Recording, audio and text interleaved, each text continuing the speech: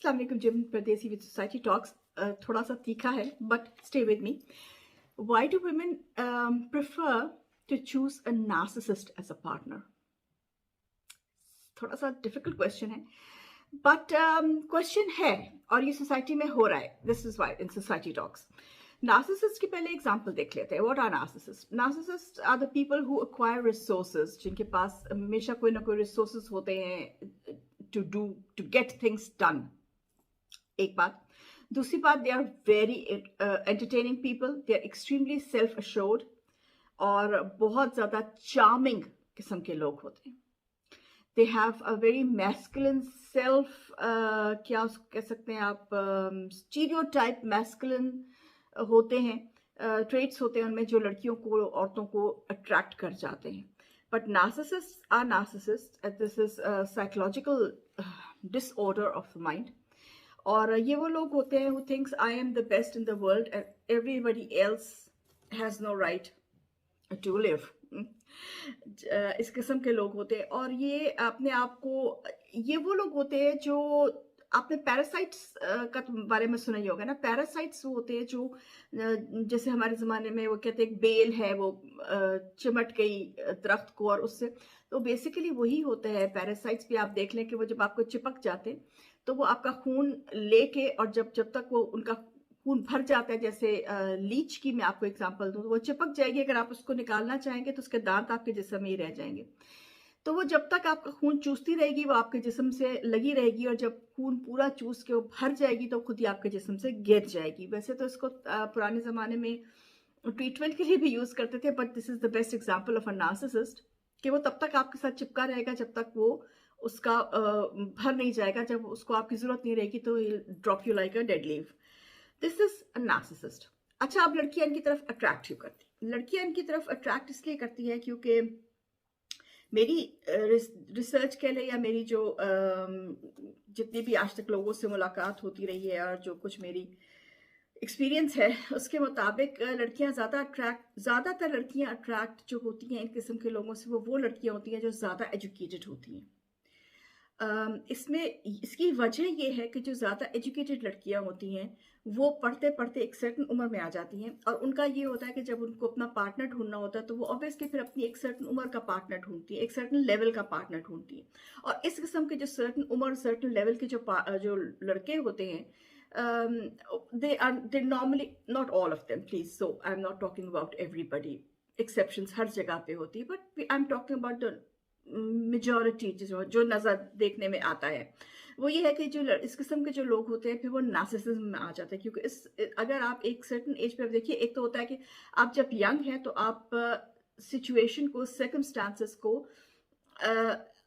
Accept करते जाते हैं, और आप उसमें चेंज, आप में एबिलिटी होती है चेंज होने की। लेकिन जैसे जैसे आपकी उम्र बढ़ती जाती है तो आप में एबिलिटी चेंज होने की कम होती जाती है। This is psychological human trait, basic trait है एक इंसान का।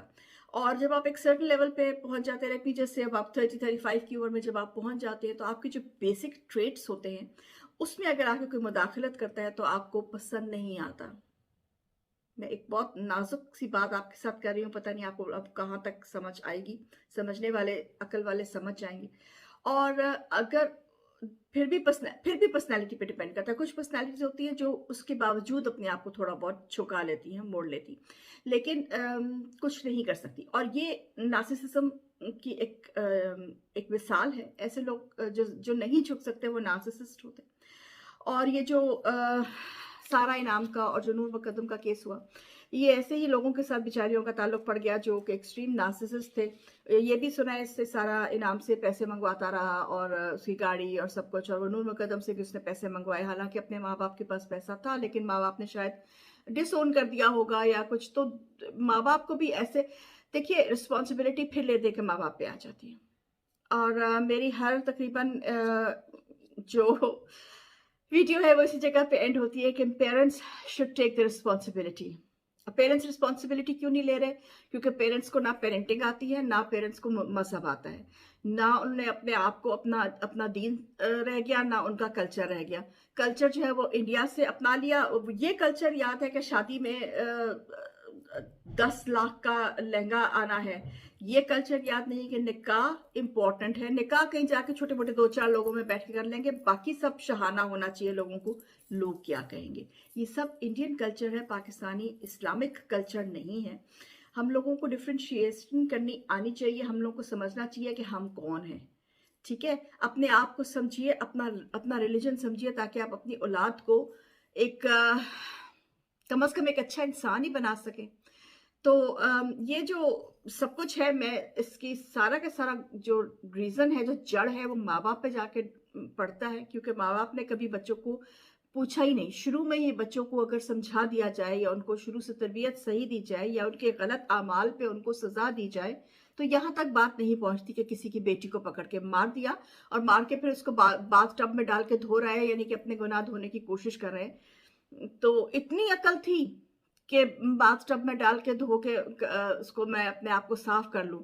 लेकिन रीजन क्या बताया जा रहा है कि जी वो क्या कह रहा था कि वो कोई पता नहीं एजेंट है, वड्डा तू पता नहीं प्रेसिडेंट ऑफ अमेरिका के, तुम्हारे पे किसी ने एजेंट भेजना था। Anyway sorry, just got off, just I am just too sad.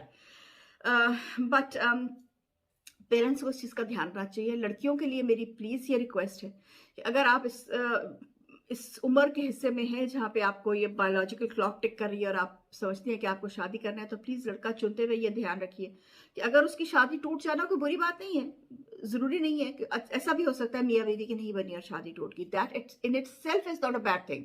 लेकिन शादी क्यों टूटी, इसकी रिसर्च ज़रूर कर लीजिए डेफिनेट लोगों से, ज़राए से, ताकि आपको कफन में ना वापस घर आना पड़े। चिल देन, जमिल बदेसी, मिलती